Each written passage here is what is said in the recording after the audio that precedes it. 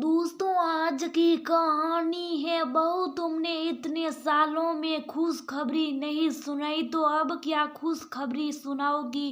दोस्तों, कहानी शुरू करने से पहले अगर हमारे चैनल को सब्सक्राइब नहीं किया हो तो कर लीजिए ताकि आपके पास पहुंचे हर रोज नया वीडियो। हर किसी के ताने सुनकर मानो सुनीना मुरझा गई थी। सालों बाद उसके चेहरे पर अचानक ही एक दिन खुशी आई थी जिसे वो शब्दों में बयान नहीं कर पा रही थी। उसके पति अशोक बोले, आखिर बाप क्या है बताओ।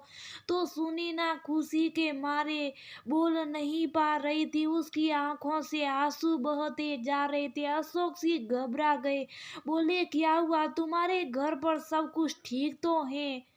तुम्हारी तबीयत तो ठीक है? सुनीना कंपित आवाज में बोली, मुझे लगता है मैं माँ बनने वाली हूँ।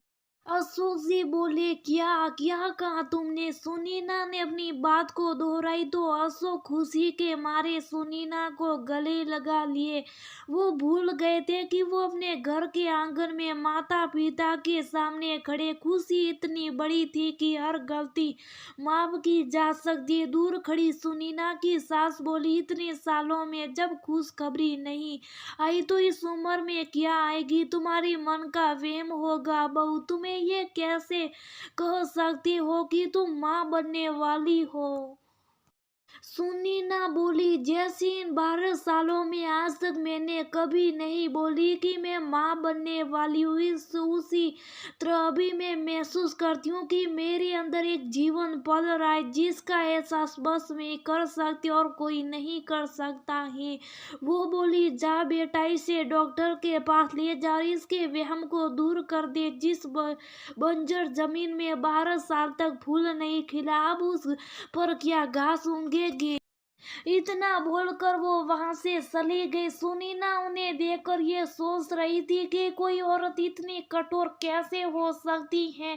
अशोक जी बोले, तुम माँ की बातों पर ध्यान मत दो। अगर तुम्हें ऐसा महसूस हो रहा है तो चलो डॉक्टर के पास चलते। वो बोली, जो दूसरों की खुशियों में खुश ना हो सके ईश्वर उसे ही पल पल तड़पाता है। इनके कर्मों की सजा में 12 साल से भुगत रही हूँ, फिर भी इन्हें कुछ नहीं समझ में आता है।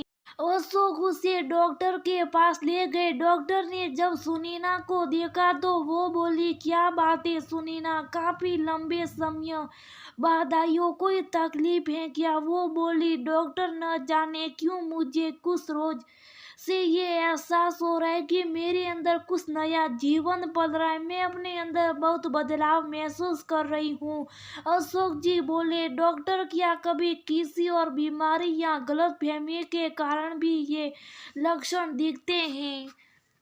डॉक्टर बोले, कई बार ऐसा होता, परंतु अगर इसे ऐसा महसूस हो रहा है तो एक बार जांच करके देखते। और वो ने सुनीना की जांच करनी शुरू की। डॉक्टर सुनीना का जांच की और कुछ टेस्ट करवाई और बोली, सुनीना, जो तुम बोल रही हो शायद वो सच हो, जो मुझे भी लग रहा है, परंतु इस बार मैं तुम्हें कोई भी अधूरा खबर नहीं दूंगी। कुछ घंटे की बात है, तुम घर जाओ, थोड़ी देर में रिपोर्ट आ जाएगा और मैं फोन पर तुम्हें भेज दूंगी।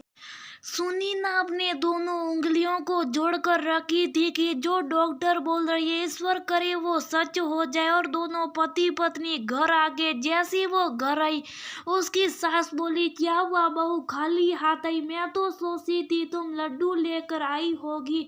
उस रोज मानो सुनीना में कहाँ से इतनी ताकत आ गई। वो बोली, लड्डू तो मैं आपको जरूर खिलाऊंगी माँ जी, और पूरे गांव में आपके हाथों की बंटवाऊंगी। उसके घर देर अंधेर नहीं, इतना बोलकर भरी हुई आंखों से वो अंदर चली गई।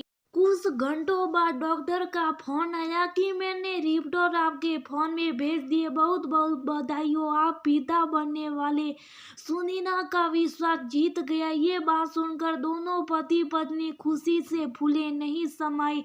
जब ये भी खबर उसकी सास को लगी उसके पैरों के नीचे से जमीन खिसक गई और वो सुनीना के पास आकर बोली, बहू, मेरे व्यवहार के लिए मुझे माफ कर दो, सच कहा था। तुमने उसके घर देर या अंधेर नहीं। मैं ये कैसे भूल गई कि वो एक औरत अपने अंदर पलने वाले जीवन का एहसास खुद ही करती है। सुनी ना, सब कुछ भूल कर उन्हें गले लगा ली। अशोक अपने माता पिता के एक ही बेटे थे। ये खुशखबरी सुनकर उनकी बहन भी उन्हें बधाई देने आई थी। 3 महीने हो चुके थे। उनकी बहन बोली, भैया आप तो अकेले हो, आगे पीछे और कोई है भी नहीं। मैं तो कहती हूँ एक बार जांच करवा लो कि लड़का है या लड़की है। ये बात सुनते अशोक बोले, जिसके पास कुछ भी नहीं उससे जाकर पूछो कि औलाद ना होने का दर्द क्या होता। बेटा हो या बेटी क्या फर्क पड़ता। और जांच करवा कर एक औरत की परीक्षा ले जाती है जो कि सही नहीं है।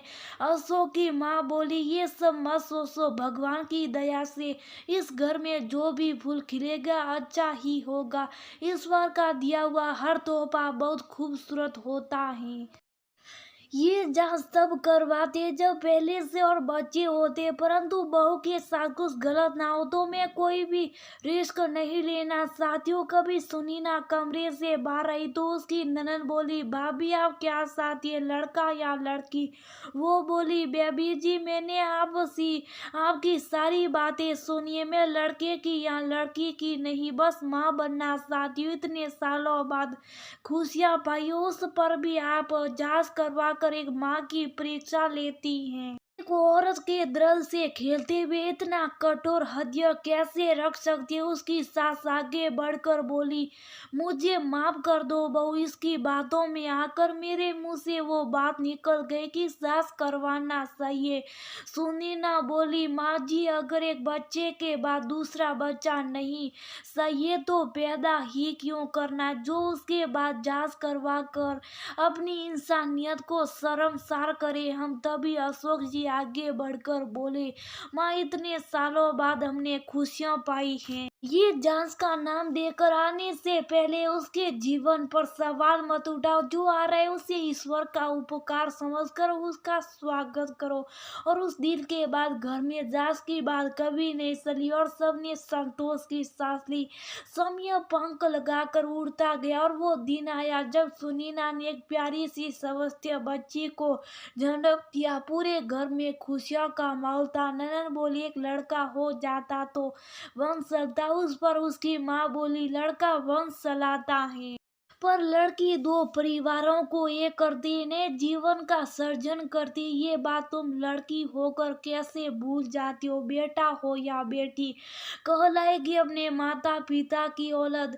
ये क्यों भूल जाती हो। अपनी सास की ऐसी बातें सुनकर सुनीना बहुत खुश थी कि उसकी बेटी को माँ और दादी दोनों का भरपूर प्यार मिलेगा। दोस्तों सच ही कहें, किसी ने बेटा हो या बेटी जब माता पिता का नाम पूछा जाता है तो वो अपने माता पिता की औलाद ही कहलाती हैं। तो लोग कैसे कहते हैं कि बेटी से ही वंश चलता। अगले घर में जब बेटी जाती है तो भी अपने पिता की बेटी के नाम से ही जानी जाती।